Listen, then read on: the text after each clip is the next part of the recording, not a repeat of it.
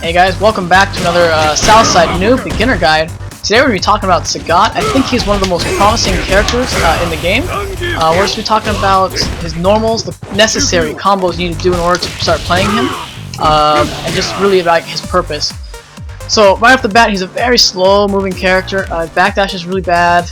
He's got a lot of like negative things about him, I want to say. His fireball was nerfed a lot in this game. It just feels like when you pick him up at the beginning, he feels really bad. In all honesty, it feels a lot of changes from Street Fighter 4 I didn't like. The more I play him though, the more I like him. He's still very solid in a lot of ways. He's got great speed on his pokes, and that you can hit confirm into launcher really easily. We're gonna talk about that in just a bit. But really, if you're worried about picking up Sagat and you think that he was nerfed too much, I recommend giving him a few days of trying, and you'll really start to like him, I think. So we'll get right into it. Right off the bat, let's go with his pokes. As far as light punches and light kicks are concerned, the light punch is what I recommend to combo to itself. Really easy to link. You can do light kick to light kick, a little bit tougher, but primarily going to be using this light kick as your best poke. Reason being, it has the fastest startup, also has 2 hits, so you can hit confirm really easy to a launcher from it, and it's just also special move cancel on the first hit. Great way to throw out a fireball and just keep yourself safe. It's pretty much everything notable on the light kicks. So if you're looking for a nice safe combo with the lights, go light kick, light punch. That's going to get you that low attack, so they make sure they're blocking low. And you can also combo that into medium. So that's everything about you need to know about is light attacks. As far as mediums are concerned, standing medium, still this one, doesn't do more damage. That was his most damaging normal that was special cancelable in the last game. This game it's still 60. So for any kind of canceling, I usually recommend this one. Combos to itself, which is really nice. It's one of your most damaging combos you can do for no meter. Is that medium to fierce uppercut. The standing version is not special move cancelable and whiffs on crouching opponent. I don't recommend using this too much. You want to use the crouching one if you're going to go with the medium attack. As far as the kick, the close range is still 2 hits. The first one is also special move cancelable, just like the light attack. You can also use this to hit confirm to a launcher. Really easy like that. And you can use those together as well for a lovely string, and even link into the fierce one. And also note, this is really important, the damage scaling, it only counts each one as 1 hit. So this is 1 hit, this is 1 hit. So it's not, this is not 6 separate hits. So you see, note it's like still 80% there on the damage scaling. Same as if you did the punches. So even though the punches is 3 hits, 3-hit combo, oops, 6-hit combo, and same damage scaling. Very important, because that's going to be your main launcher combo. Starts from that medium kick usually, because it's very easy to hit confirm. Other than that, his crouching medium I feel is not that good in this game. Like usually, like a lot of moves that really feels like it should hit. It's like kind of touching him, but still doesn't hit him. This has actually better range and faster speed than the medium kick. It just doesn't hit low though, so that's a little discouraging, but still really good. Let's see, I think that's it for the mediums. Fierces, I don't recommend throwing these out as pokes, really. I like the crouching fierce punch to finish launcher combos. Like that, it feels like it misses the least. The fierce kick is going to go over crouching opponents, which is bad. And the standing fierce punch, I don't know, it doesn't feel like it has the range of the light, but either one is fine. Crouching or standing is fine. That's pretty much it for the fierces. They're weaker in this game than they were in the last game. The last game did tremendous damage. This one's just 90 for the standing or crouching. That's pretty much all for the standing normals. Let's go into like kind of the special standing normals. It's got this nice overhead here. The overhead you can cancel to your partner. Notice a 2-hit combo, so you can actually combo off of this overhead. And so it kind of depends on who your character is, but just know you can do that. Very important. The next one is this light kick. You can still do the light kick to a fireball. I can't do it because it's very difficult. You can still do the uppercut with this, and you just have to cancel it. And if you have any questions on that, just go leave a comment, and I'll help you out individually. But again, the fireball motion is very difficult from this. You have to delay it, and I probably won't be able to do it on film today. It's just that hard, but it's still possible.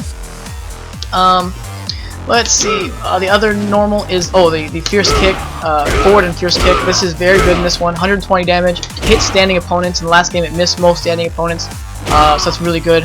It's one of his main anti-airs as well. And that's it for the standing moves. We'll go over this in a little bit as far as anti-air. Let's go over his jumping attacks. This medium kick is the farthest reaching one. Usually if this hits at maximum range, you can only combo with the light kick due to the range issues. It's even further than the Fierce Punch. It actually has a really nice hitbox on it. The Fierce Punch is great though, has a nice angle to it, as well as the Fierce Kick. You can use those all. The Medium Punch is wonderful because it changes Sagat's hurt box, so this will kind of avoid a lot of anti-airs in a lot of situations. I really like that one. The only other notable one is the jumping light kick. This is cross-up. In the corner you get to pick, not cross-up or cross-up depending on when you throw it, which can be a great mix-up. And again, in this game, really easy to combo after. In the last game, that would not work because of it's too high. You had to hit it really low like that there. And so in this game, it's a lot more beginner friendly, which is great. So really, a really good, powerful tool in that. But with Sagat, you really shouldn't be jumping too much unless you score a knockdown, and then you go for a mix-up. Because Sagat's not a very strong jumping character. Let's see, so that's about it for his normals in the air. Let's talk about the neutral jump normals though. So this one has a great hitbox as well. This is not an instant overhead, but it almost feels like it could be on taller characters. Something to look into. Very strong normal. Next up, the jumping light kick is his furthest range one. So, but you can't really combo with anything except for the light kick afterwards, just because of range issues.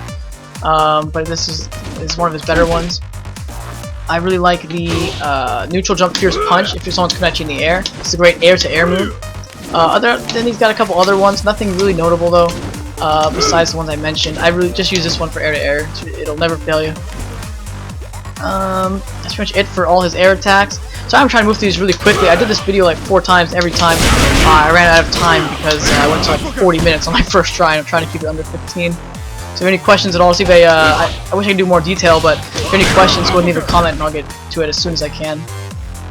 We're going to go into his special moves now. His Fireball feels like it's nerfed a lot in this game because it's a lot more flinch. The high one has a lot less flinch though than the low one. Try to demonstrate that for you really quick.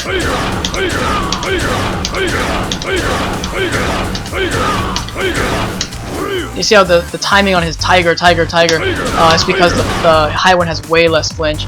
So I'd recommend throwing that a little bit more than you normally would, just because you're going to eat a lot more jump-ins if you use that one.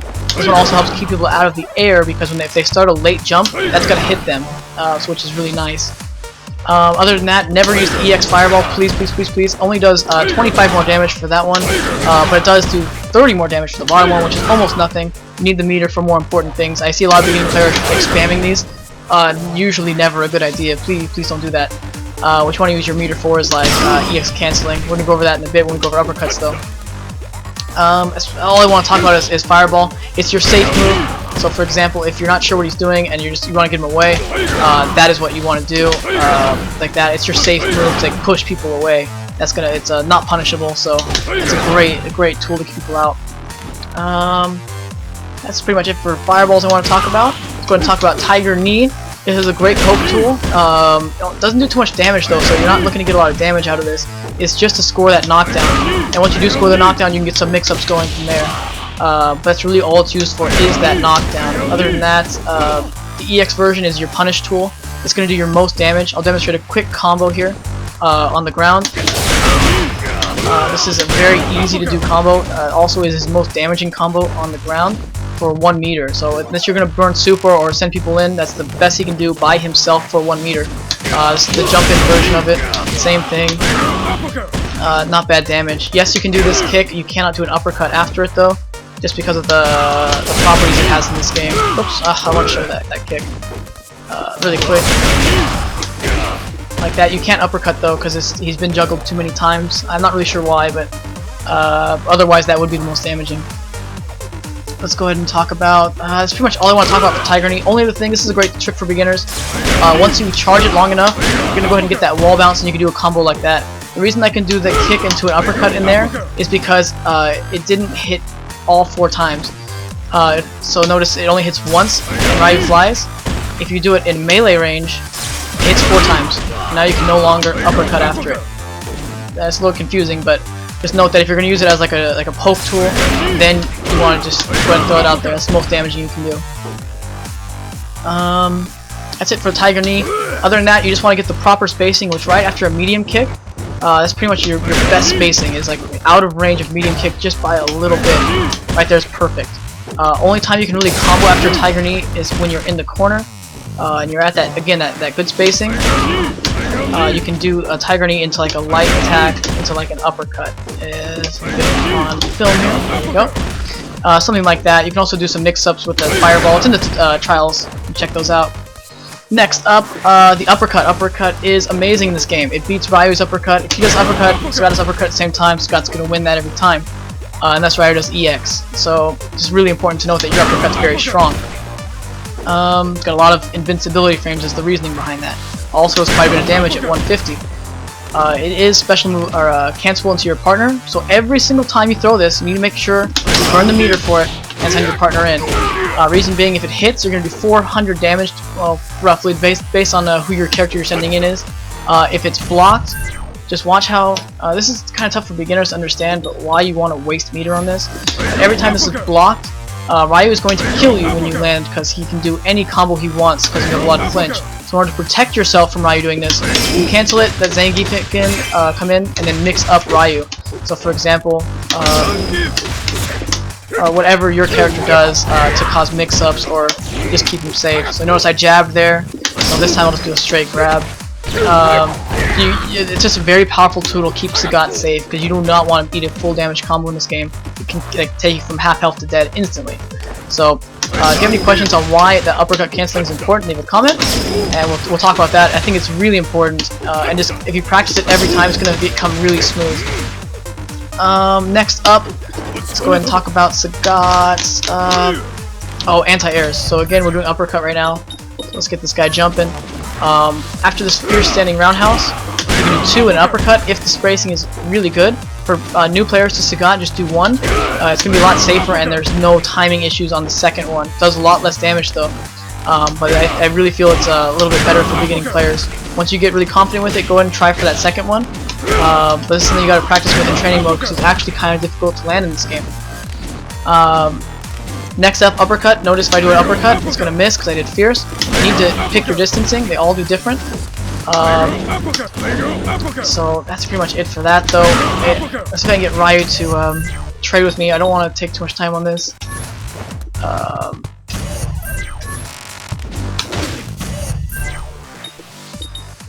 Okay.